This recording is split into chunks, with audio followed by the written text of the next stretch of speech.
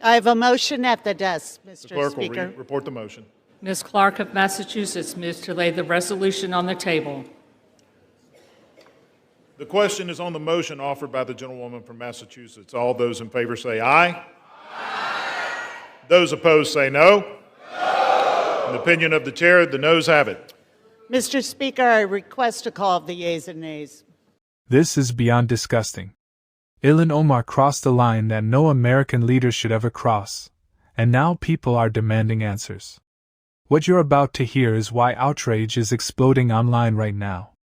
After shocking comments connected to Charlie Kirk's death, Ilhan Omar didn't respond with unity, respect, or even basic decency. Instead, her words sent a message that left millions of Americans stunned and furious. This is about a sitting member of Congress responding to tragedy in a way that many see as cold, divisive, and completely unfit for someone sworn to represent the American people. While families mourn and the country processes what happened, Omar's reaction lit a match instead of lowering the temperature. And that's the pattern people are sick of: provocation first, accountability never. Americans are asking a simple question: how is this acceptable? If anyone on the right said anything even remotely similar, the media would be calling for resignations within minutes. But once again, different rules apply. We're going to break down exactly what she said, why it shocked so many people, and why this moment could finally be a turning point. Watch closely, because this is bigger than one comment.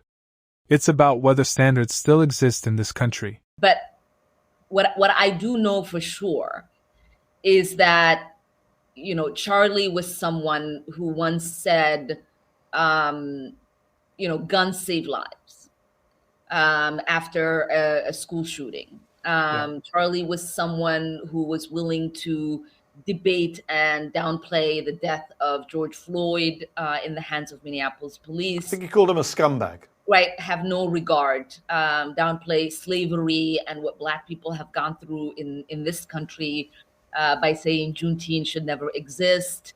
And I think, there are a lot of people who are out there talking about him just wanting to have a civil debate. Complete rewriting of history. Yeah, there is nothing more effed up, than to completely pretend that his words and actions have not been recorded and in existence for the last decade or so.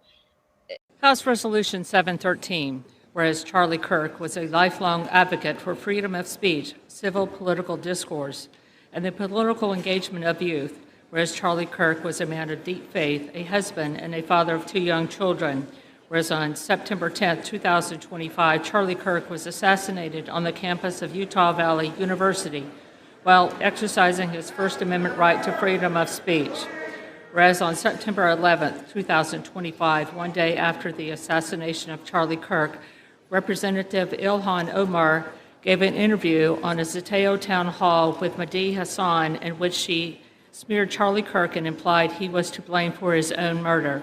Whereas on September 12, 2025, 2 days after the assassination of Charlie Kirk, Representative Ilhan Omar reposted a video on X, formerly known as Twitter, which disparaged the character of Charlie Kirk and those mourning his death. Whereas the video Representative Ilhan Omar reposted on X states, Charlie Kirk is dead, and before the body got cold, the far right propped his corpse up as a cardinal for their holy war. Whereas the video Representative Ilhan Omar reposted on X further states, don't be fooled. These people don't give a single shit about Charlie Kirk. They are just using his death to further their Christo-fascist agenda. Whereas the video Representative Ilhan Omar reposted on X further states, Charlie Kirk was a reprehensible human being. He enacted his political agenda by preying on weak-minded people.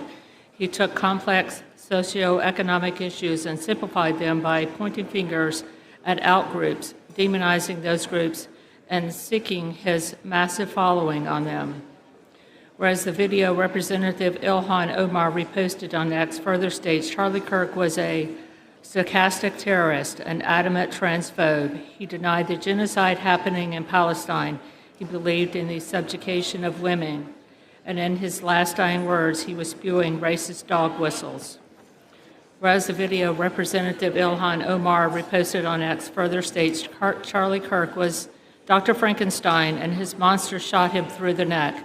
Whereas the video Representative Ilhan Omar reposted on X further blames Charlie Kirk for his own murder. Whereas Clause 1 of Rule 23 of the Rules of the House of Representatives provides a member, delegate, resident commissioner, officer, or employee of the House shall behave at all times in a manner that shall reflect credibly on the House. And whereas Representative Ilhan Omar's actions in the wake of the assassination of Charlie Kirk are reprehensible and affect the dignity and integrity of the proceedings of the House and do not reflect credibly on the House, now therefore be it resolved that 1. Representative Ilhan Omar of Minnesota be censured. 2. Representative Ilhan Omar forthwith present herself in the well of the House of Representatives for the pronouncement of censure. 3. Representative Ilhan Omar be censured with the public reading of this resolution by the Speaker. And 4. Representative Ilhan Omar be and is hereby removed from the Committee on Education and Workforce and the Committee on the Budget of the House. What you just watched wasn't accountability. It was a cover-up.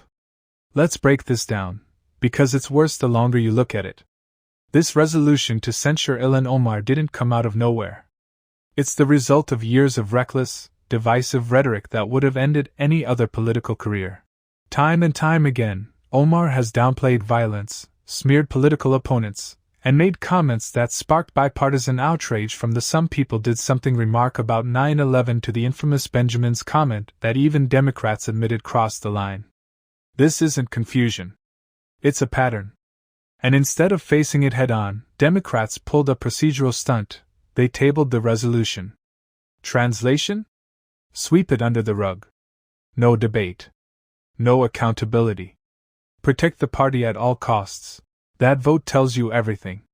One side said this is wrong. The other said, we don't care, she's ours. That's not leadership. That's cowardice. This isn't about left versus right.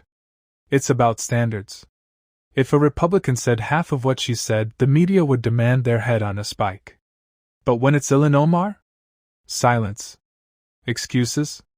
Protection. So here are the 3 reasons this matters. 1. Words from members of Congress carry weight. 2. Excusing extremism only fuels more division. 3. Republicans were right to draw a line and say, enough. They're on the right side of history, and this fight isn't over.